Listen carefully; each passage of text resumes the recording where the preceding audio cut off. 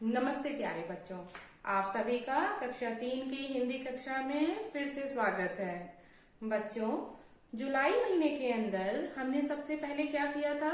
संज्ञा और उसके प्रकार। बच्चों, आशा है कि आपको संज्ञा अच्छे से समझ में आ गया होगा।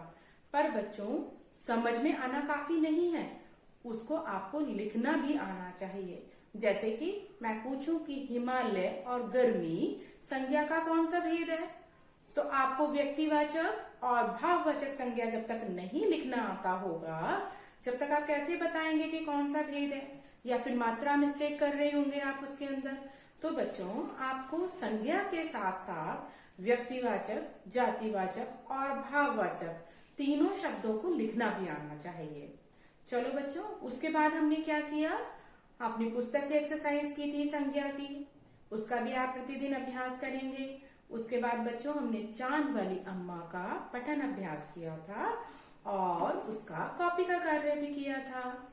अभी बच्चों, पिछली कक्षा में हमने मन करता है कविता का स्वस्वर गायन किया था और बच्चों, उससे रिलेटेड मैंने आपको 3 एक्टिविटी दी थी, जिसके अंदर मैंने कहा था 2 एक्टिविटी कि आपका या आपके पड़ोसी या आपके रिलेटिव्स या आपके दोस्तों का क्या क्या मन करता है वो आपको पुस्तक में भरना है। और दूसरी एक्टिविटी थी बच्चों मूंछों वाली, जो कि आपको मैंने कल बनाकर दिखाई भी थी कि एक तरह की मूंछ बनी हुई है और 2 तरह की मूंछ और बनानी है। और बच्चों, एक मैंने आपको कल पतंग भी बनाकर दिखाई थी कि आप अब सावन का महीना चल रहा है, आगे 15 अगस्त भी आने वाला है, आप बहुत रंग बिरंगी पतंग बनाएंगे और उसे अपनी कॉपी में चिपकाएंगे। तो आशा है बच्चों, आप सभी ने ये कविता याद भी कर ली होगी और एक्टिविटी भी कर ली होगी। आप सभी अच्छे बच्चे हैं, आप सभी अपनी अध्यापिका का कहना मानेंगे और जो अध्यापक कहेंगे उस कार्य को करेंगे। ये नहीं है कि हिंदी की अध्यापिका कह रही है कि मेरा कहना मानो, आपको सभी अध्यापकों का कहना मानना है और उन्हीं के अनुसार पढ़ाई करनी है बच्चों।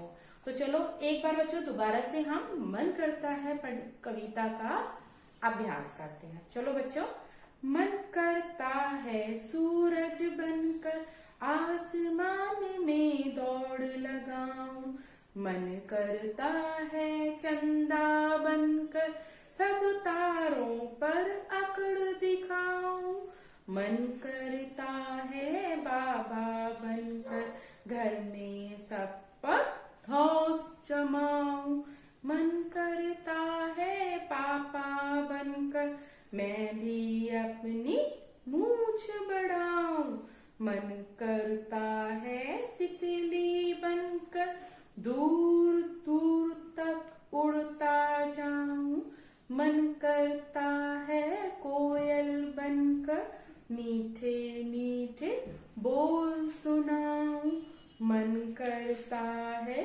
चिड़िया बनकर चींची चूं चूं शोर मचाऊं, मन करता है चरखी लेकर पीली लाल पतंग उड़ाऊं।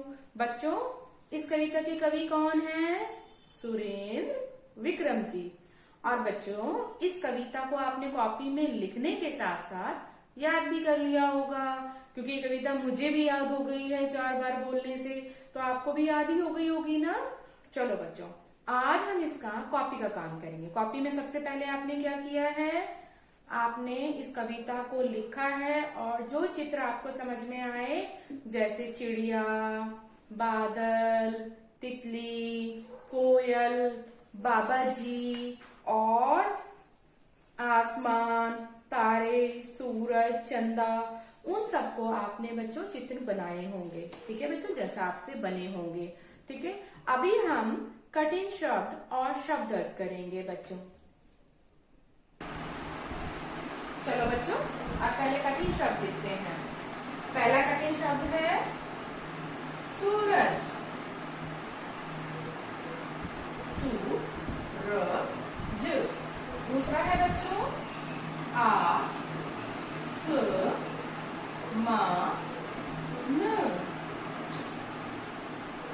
आसमान।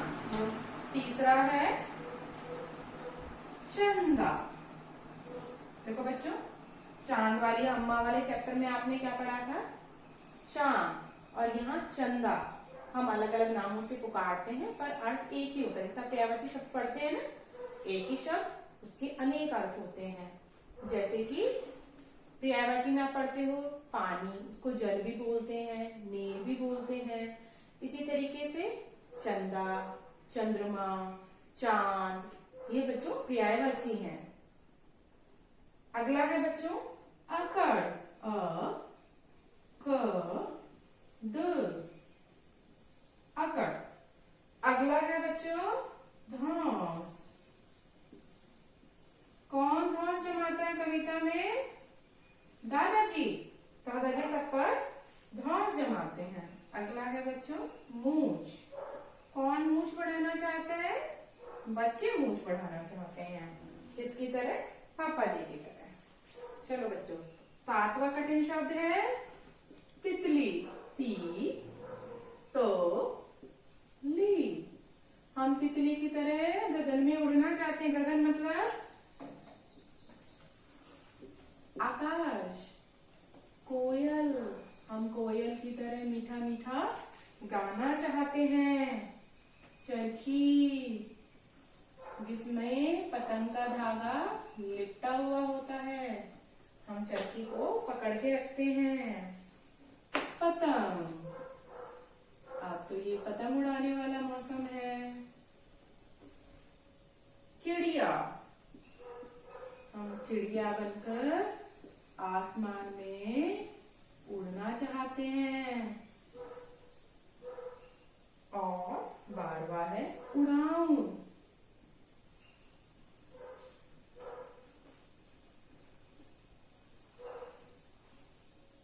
बच्चों, इसका मैं आपको फोटो क्लिक करके भी भेज दूंगी, क्योंकि आप वीडियो के साथ में सब कुछ नहीं लिख सकते हैं, तो आप निश्चिंत रहें।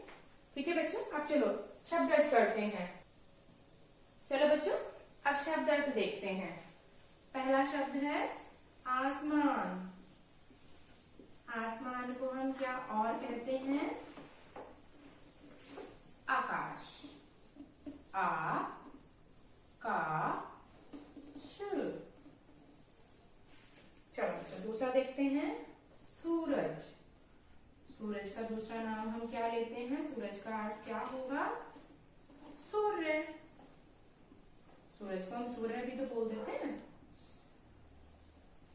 चलो बच्चों, चंदा। जैसा कि मैं ऊपर एक्सप्लेन भी कर चुकी हूँ आपको, चंदा को चंद्रमा भी कह सकते हैं, चांद भी कह सकते हैं। जैसे चांद वाली अम्मा में हमने पढ़ा था, चांद।